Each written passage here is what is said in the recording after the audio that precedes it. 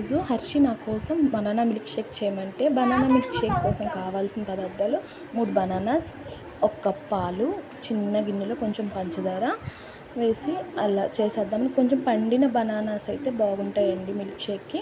Bananas ముందుగా cut చేసి అందుట్లో వేసేసి తర్వాత అన్నీ మిక్సీ పట్టేసాము. ఇప్పుడు మిక్సీ బాగా తిక్కుగా కావాలంటే మా వాడికైతే బాగా కొంచెం స్పూన్తో తింటాం ఇష్టమండి. అందుకని నేను కొంచెం పాలు పట్టుకొచ్చేసి బనానాస్ ఎక్కువ వేసానండి. లేదంటే కొంచెం బాగా పల్చగా తాగేసేయాలి అట్లా కావాలంటే కనుక పాలు ఎక్కువ పోసుకోవచ్చు, అదంతా మన ఇష్టము.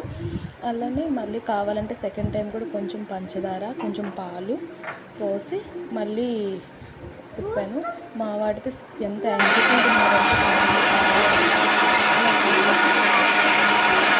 కొంచెం బాగా స్మూత్గా అయ్యే వరకు ఉంచి చెప్పాను కదండి, మా వాడికైతే కొంచెం గట్టిగా కావటం ఇష్టం.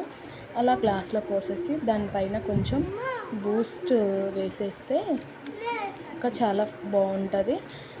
కొంచెం సన్నగా ఉన్న పిల్లలకైతే ఇలా banana milk shake weekly once 5 డేస్కి ఒకసారి చేస్తే కొంచెం లావుగా వస్తారు.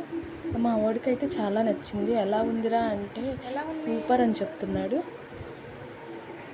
నచ్చిందా? మీరు ఒకసారి ట్రై చేయండి. నచ్చితే లైక్, షేర్ అండ్ సబ్స్క్రైబ్